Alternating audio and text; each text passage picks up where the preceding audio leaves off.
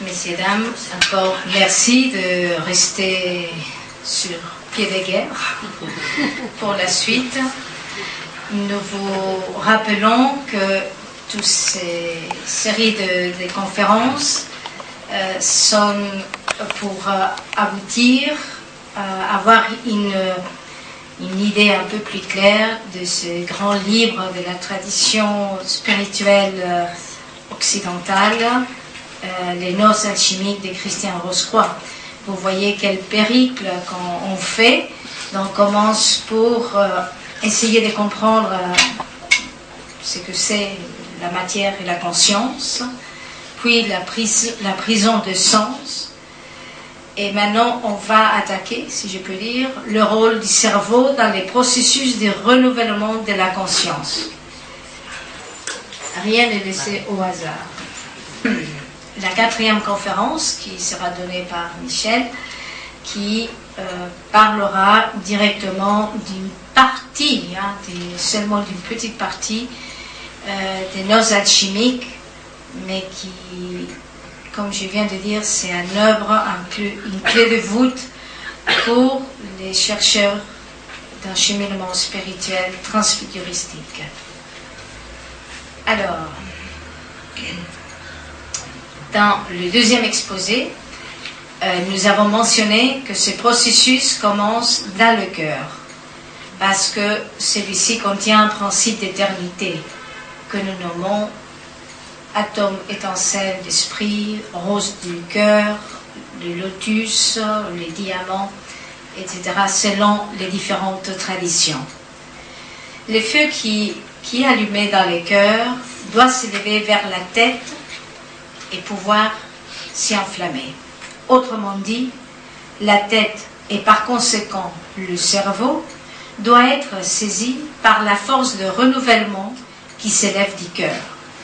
Le cerveau et en conséquence le pensée doivent s'accorder sur la lumière du cœur. Je me répète, mais c'est pour que vous compreniez bien que c'est l'union de la tête et du cœur dont il s'agit. Si la lumière de l'éternité est enflammée dans le cœur et s'élève jusque dans la tête, toutes les structures du cerveau peuvent commencer à travailler avec cette nouvelle force.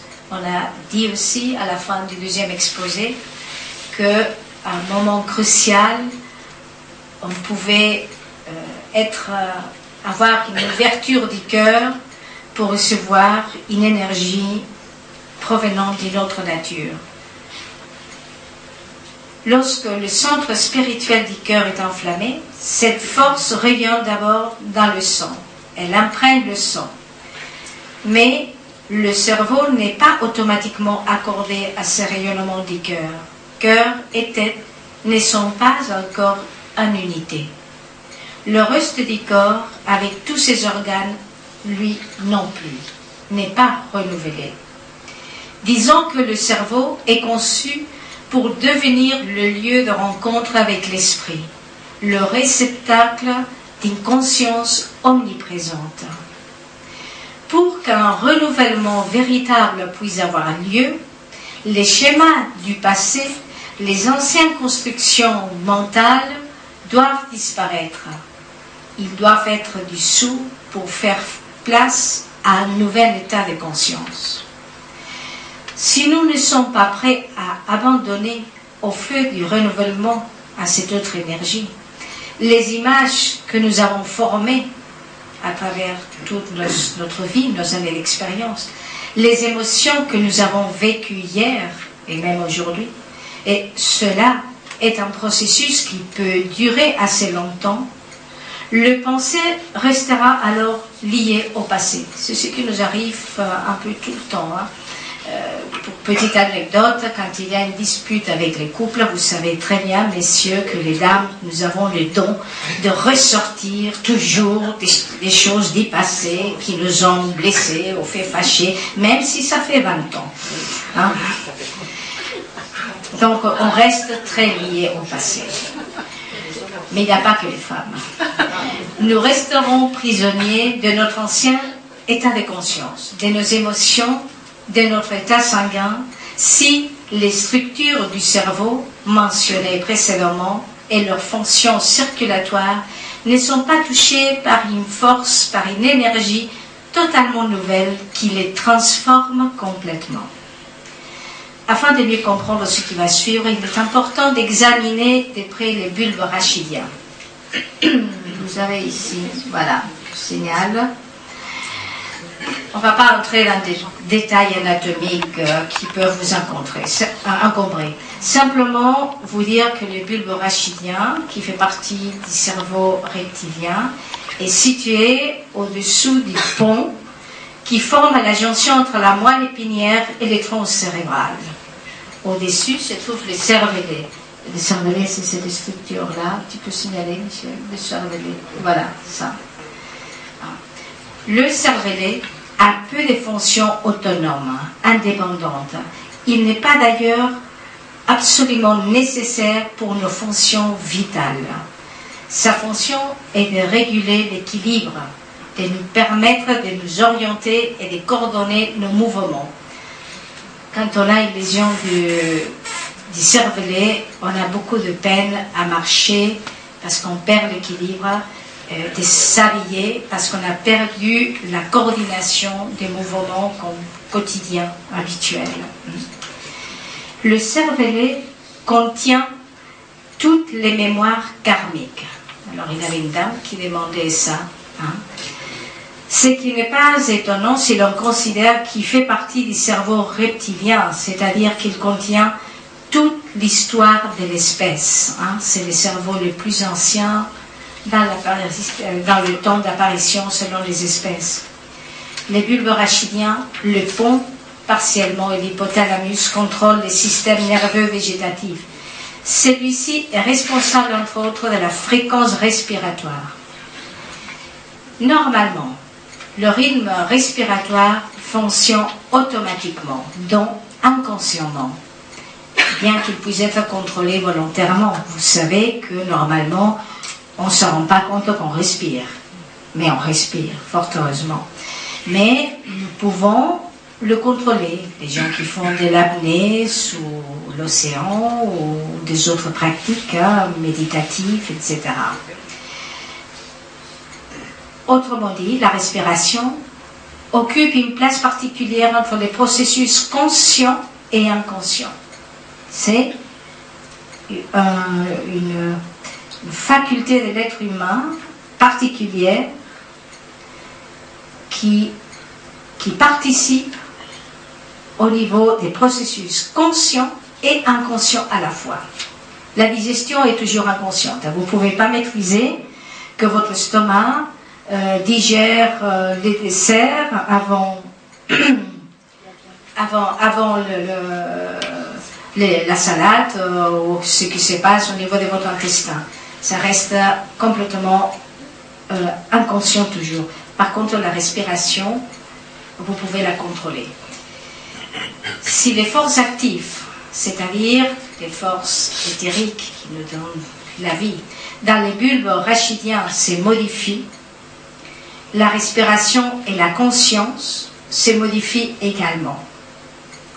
Par conséquent, on peut en déduire qu'une transformation de la conscience commence par une transformation de la respiration en ce qui concerne les forces inhalées. C'est clair, ça c'est très compliqué et là on ne peut pas maîtriser. Ça va dépendre de notre orientation. On va inhaler d'autres forces, d'autres énergies qui vont modifier notre respiration et par conséquent notre état de conscience. Il y a deux façons possibles de modifier la respiration. Via les bulbes rachidiens, comme on vient de dire, par la lumière allumée dans le cœur, ou par l'emploi conscient des techniques respiratoires particulières. Mais dans ces cas, quand c'est par des techniques respiratoires, si la respiration est influencée par l'ancienne volonté, c'est-à-dire qu'il n'a rien changé de nous, simplement qu'on apprend une technique, cette volonté qui n'a pas été touchée par une énergie par une lumière qui provient de l'attouchement d'un réveil de cet atome étincelle d'esprit, l'état de conscience ne sera pas transformé, mais renforcé selon des vieux schémas dont rien va changer en nous au niveau de la conscience réelle. Dans le premier cas, quand c'est par l'influence de cette rose du cœur, c'est lotus dans le cœur, les nouvelles forces du cœur peuvent amoindrir les forces, les influences du subconscient par une clarification ou un surpassement, une traverse, des blocages importants. Ça ne veut pas dire qu'on ne puisse pas être aidé en même temps par certains types de thérapies. Mais nous allons descendre aux sources du subconscient, on peut dire, de manière métaphorique, avec une autre lumière, avec un autre éclairage. Il en résultera de l'espace un certain détachement des influences marquantes du passé. Mais nous devons savoir que le karma, la loi de cause à effet, est une autre loi spirituelle qui garantit l'accomplissement du plan divin. Pouvons-nous dire que le cœur et la tête sont maintenant en parfaite harmonie? Pas forcément. Pour que l'unité de la tête et du cœur soit possible, la force du renouvellement doit s'élever plus haut et s'ancrer en tant que nouveau foyer de la conscience. Où se trouve le foyer de notre conscience? Où localisons-nous la conscience en général dans notre corps? C'est en tout cas, je crois qu'on est tous d'accord que c'est dans le cerveau. Et si nous demandons où sommes-nous les plus conscients, est-ce que montrerions-nous ici? Ici? Les genoux? Vous direz ici. On est tous ici. C'est là. Hein? Et c'est quoi ces points? Ces points correspondent au troisième œil. La prolongation, ça dépend de quel axe, soit de l'hypophyse, soit de la pinéale, mais c'est de toute façon le troisième œil. Nous allons maintenant entrer dans la description sommaire, rapide, de l'hypophyse ou glande pituitaire. L'hypophyse est l'organe central directeur de la sécrétion interne, ce qui veut dire que l'hypophyse est au service de l'autoconservation. Sans l'hypophyse, on ne peut pas vivre. On doit substituer, bien sûr qu'on peut nous enlever l'hypophyse lors de tumeurs, mais on doit substituer les hormones qui sont fabriquées et sécrétées par cette glande. Alors, je vais me mettre ici, je ne sais pas comment. Il y a quelque chose de très intéressant à observer au niveau de l'hypophyse. Vous voyez, disons, grosso modo, il y a deux lobes. Un postérieur, la neurohypophyse, et l'autre avant, qu'on appelle la adénohypophyse. En réalité, il y a un lobe intermédiaire qui est méconnu et qu'on n'en parle pas beaucoup pour l'instant, parce qu'on ne connaît pas très bien quelles sont ses fonctions. Mais anatomiquement, évidemment, il y a un petit lobe intermédiaire. Ce qui est intéressant de l'hypophyse, et vous verrez quand on explique ça, on se pose la question, comment, si on est croyant, à quel point l'être humain, il a été fabriqué d'une manière aussi extraordinaire pour permettre ces processus de transmutation, de transfiguration pour un processus spirituel. Et là, on ne peut pas croire au hasard. Figurez-vous que l'adénohypophyse, celle qui est en avant, elle provient au niveau embryonnaire du feuillet du système digestif. Le système digestif où il y a la cavité buccale, et il va se former une partie, va former ces lobules. Et l'autre, la neurohypophyse, qui est postérieure, derrière, elle provient des feuillets embryonnaires du système nerveux proprement dit, dont une même glande qui a deux origines embryonnaires différentes. Ça nous attire l'attention. Et qu'est-ce que ça veut dire? Qu'est-ce que ça implique ceci? Alors, figurez-vous que celle qui est en avant, l'adénohypophyse, elle va avoir une circulation sanguine qui provient de la circulation générale.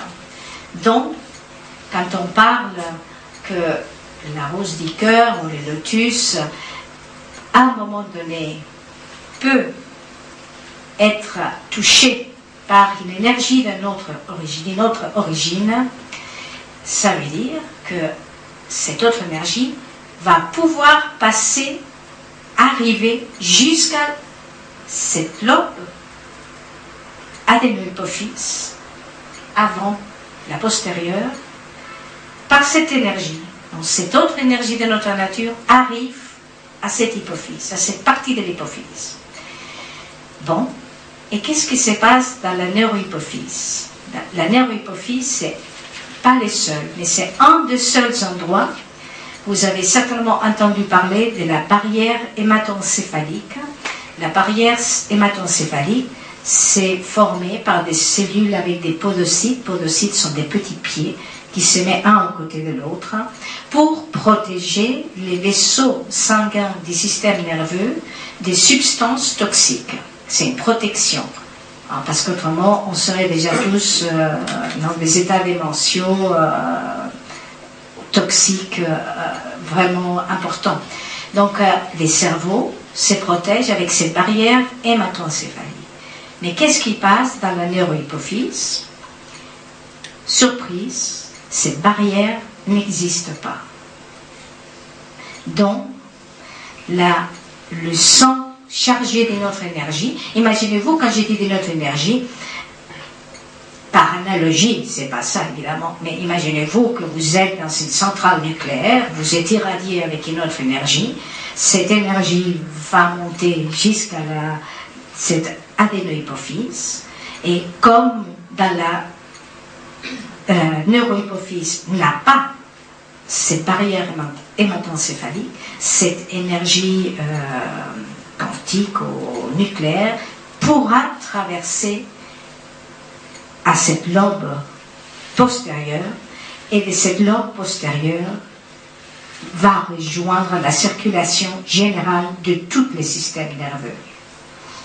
Évidemment, ici, il ne s'agit pas d'énergie nucléaire, nous parlons de l'énergie de notre nature, spirituelle, on peut l'appeler divine. Le tout, c'est peut-être comprendre qu'il s'agit d'un taux vibratoire tellement élevé que ne peut pas s'assimiler à aucune énergie connue de nous en ces moments-là. C'est une énergie hors du temps et l'espace. C'est un peu facile à les comprendre avec cette image. Imaginez-vous, quand on parle d'énergie, ça veut dire qu'il y a une fréquence vibratoire, c'est-à-dire une onde qui monte, une onde qui descend, une onde qui monte, peut-être. Voilà, un peu comme ça. Et ça, cette distance ici, c'est le temps. Le temps et l'espace, pardon. Nous sommes dans cette dimension. Quand il y a une énergie vibratoire qui est extrêmement rapide, c'est comme ça. Il n'y a pas de temps et d'espace. On ne peut pas s'imaginer, parce que nous n'avons pas encore le cerveau pour imaginer une chose pareille. Mais c'est un peu ça qui se passe. Donc, imaginez-vous qu'une énergie dont il n'y a pas de temps et d'espace, qui n'est pas de cette nature dont nous connaissons pour l'instant, et nous pénètre par le cœur, via thymus, monte dans l'hypophyse, qui est l'adénohypophyse, qui est celle qui est avant, et que, parce qu'il n'y a pas la barrière hématocéphalique, cette énergie pourra aller par des vaisseaux qui communiquent à l'hypophyse, neurohypophyse, hypophyse postérieure, et de là dans tous les cerveaux. Et vous verrez que ça, c'est très important. Donc, vous voyez que c'est pas rien, cette différenciation, ces détails qu'on appelle des détails, mais qui en disent long, de comment on a été créé et de comment notre corps a les structures nécessaires pour pouvoir faire des changements. Laissez-moi employer ce mot qui n'est pas juste, mais peut-être un peu plus explicite, des changements nucléaires, de la physique quantique, hein, beaucoup plus que ça, bien sûr. Alors, nous allons aussi comprendre comme une certaine orientation des chercheurs va le mettre en relation avec cette énergie spirituelle. Et nous voyons aussi un autre petit détail, comme chaque lobe est orienté différemment. Les postérieurs au neurohypophyse vers le cœur et les lobes antérieurs au adénohypophyse vers la tête. C'est un processus qui débute lorsque le chercheur maintient son orientation avec persévérance, gardant son cœur libre de toute velléité égocentrique, permettant en quelque sorte de lâcher ce qu'il doit lâcher et de faire ce qu'il doit faire. Ainsi, lorsque le chercheur, grâce à une compréhension totale, parvient à un équilibre intérieur, arrêtant les désirs inhérents à la nature humaine et oriente sa conscience de façon très abstraite sur le seul désir qui devrait subsister à un moment donné, c'est-à-dire le désir de libération. On dit aussi qu'on appelle le désir ardent de l'âme, poétiquement. Et en recherchant l'unique vérité, il devient réceptif à cette énergie spirituelle. Cette énergie le touche et fait vibrer les deux lobes de l'hypophyse sur une même fréquence. À cet instant, l'unité de la tête et du cœur est devenue un fait. Vous voyez, il faut que les deux lobes de l'hypophyse ont été touchés par cette force de notre nature et qu'ils arrivent, comme on parlait avant, à vibrer sur la même fréquence. Les deux lobes et le cœur. À ces moments-là, l'unité tête-cœur est faite.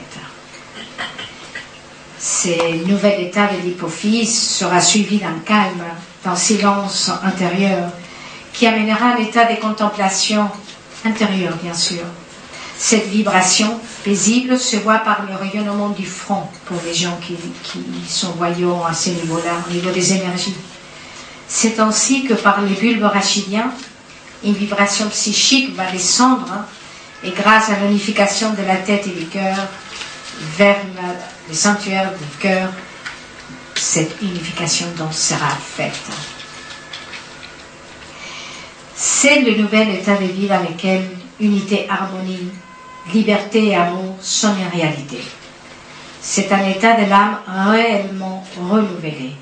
Ce processus doit être répété de nombreuses fois avant de devenir un état stable, évidemment. Donc, c'est quand on parle des petits états d'illumination. Parce que parfois on parle de l'état de la grande illumination et certaines personnes croient que, voilà, aujourd'hui on se réveille en tant que Rosemary Cohen et que tout d'un coup je vais être illuminée et transformée des pieds à la tête et voilà, je suis illuminée. Bon, ça pourrait se passer, bien sûr, tout est possible. Mais le plus fréquent, c'est que quand on essaye de suivre un cheminement spirituel, on a, à travers notre cheminement, de multiples petites illuminations, de petites transformations. Dans cet état, tout l'organisme sensoriel tend à s'harmoniser avec l'état vibratoire du monde de l'esprit. Alors jusqu'à maintenant, on a parlé ici de l'hypophyse. Bon, il y a aussi les ventricules, toute la partie des ventricules du cerveau, avec des cavités, avec un liquide céphalorachidien dans lesquels véhiculent aussi des substances informatives. C'est pour dire que même dans le cerveau, à l'intérieur du cerveau, à part les neurotransmetteurs connus dont on a déjà parlé, il y a des substances informatives partout. Et surtout, évidemment, dans certains enseignements plus explicites, on parle de 7 cavités ou de 7 chandeliers dans le cerveau. Hein. Donc, il consiste, ici, on pourrait le voir, les 2 ventricules latéraux, les 3e et les 4e où se trouvent les cervellés. Ça sont très connus de la médecine, hein, donc je n'invente rien. Le 5e se trouve au cours des corps mammillaires, dont on va parler très vite, très rapidement. Le 6e est l'espace de la pinéale. Et le 7e, ça doit être... Non, les 4e, c'est la selle turcique. Les 5e, les corps mammillaires. Les 6e, la pinéale. Et les 7e, c'est les 4e ventricules. Voilà. Mais bon, ça, c'est pas mémorisé. Je le dis pour certains qui pourraient connaître ça, pour qu'ils sachent qu'il y a une corroboration et rien d'autre. Maintenant, par contre, ce qui est important de parler, on a parlé de l'hypophyse, qui est là. Non. Qui est là. C'est la 4e cavité. Ici, c'est la 5e, le 3e, le liquide qui va communiquer, le liquide céphalorachidien qui va communiquer avec la pinéale. Bon, ça se voit pas trop bien, mais c'est par là. Et... Vous pouvez nous montrer vite fait les 7 ? Oui. Pardon ? Vous pouvez nous montrer vite fait les 7 ? Alors, dans cette coupe, bon, ça correspond aux ventricules latéraux, donc 2. Ça, c'est le 3e, les 4e, les 5e. Ici, c'est les 6e. Et les ventricules moyens dans cette coupe, ça ne se voit pas trop, mais ça resterait par là. Par là. Il faudrait une coupe sagittale pour pouvoir le voir. Nous allons parler maintenant de l'épiphyse ou la pinéale, parce que c'est très important. L'hypophyse, c'est une clé, mais l'épiphyse, c'est l'autre clé qui font ensemble les clés de voûte de l'éveil spirituel. Dans le développement embryonnaire de l'homme, la pinéale se trouve d'abord sur le vertex à l'extérieur du cerveau. Elle est ici. Elle n'est pas dedans. Et après, petit à petit, elle s'envagine vers l'intérieur et voilà, là vous voyez, épiphyse à noir. Hein. Je n'ai pas compris, il est à l'extérieur ? Oui. À quel moment ? Dans l'embryon. Le premier mois de l'embryogenèse, vous avez l'épiphyse qui est un organe qui est à l'extérieur. Et après, petit à petit, entre à l'intérieur. Pas mal, hein? La pinéale produit, pendant la nuit, une hormone actuellement connue de nous tous, qui s'appelle la mélatonine, et qui règle le rythme du sommeil et de l'éveil, ou du réveil et de l'éveil. Le processus de devenir conscient est lui aussi un processus d'éveil. À la conscience de la nuit succède l'éveil conscient dans la lumière du jour. On pourrait définir la pinéale comme l'organe de perception de la lumière et comme l'organe de l'éveil dans l'être humain. Par cet organe, le processus de renouvellement trouve son point culminant. Les Rose-Croix parlent des noces alchimiques. Et nous voici au livre qu'on vous a fait allusion depuis le début de ces conférences. La pinéale et l'hypophyse sont reliés par l'espace du troisième ventricule. Le troisième ventricule se trouve au milieu de tous les systèmes de liquide du cerveau. Dans ce milieu, le processus de noces alchimiques peut commencer. À la fin de ce processus aura lieu l'union de l'épouse et l'époux, les noces alchimiques, l'union de l'hypophyse et de la pinéale ou épiphyse, et la réalisation de l'union de l'âme avec l'esprit. La pinéale est située sur le côté supérieur des tubercules croisés jumeaux qui forment la paroi antérieure du troisième ventricule. C'est encore une autre curiosité. Nous vous expliquons ceci en fonction de ces livres de noces alchimiques. Quand on lit ces livres et on connaît ces détails anatomiques, bon, ça c'est personnellement, on ne peut pas qu'être surpris ou surprise de quelles connaissances, pas simplement spirituelles, mais même anatomiques, d'une manière, par l'intuition qu'on appelle gnostique ou spirituelle, des grands maîtres de l'enseignement universel avaient. Et là, on ne peut pas dire que c'est du hasard. Ils connaissaient. Et voilà, un exemple. Ici, vous avez ça. Ça, c'est la pinéale. Et ça sont les collicules supérieures et les collicules inférieures, les corps mammillaires aussi qu'on appelle, qui sont, comme vous voyez, à côté de la pinéale. Et on vient de dire que la pinéale, c'est, on peut, par analogie, le relationner avec l'organe de l'éveil spirituel, de la lumière et de l'éveil spirituel. Figurez-vous que c'est ici, nous voyons deux collicules supérieures qui sont d'une couleur, bon, ici on les voit pas trop, mais si on fait, ceux qui ont fait l'anatomie pathologique, qui n'est pas drôle du tout, mais on peut voir qu'ils sont plus foncés, beaucoup plus foncés que les collicules inférieures. Les collicules inférieures, ils contiennent des centres de réflexes optiques. Les collicules supérieures, pardon. Et les collicules inférieures, les centres de réflexes acoustiques. Donc nous voyons pinéal, réflexe acoustique, optique, réflexe acoustique.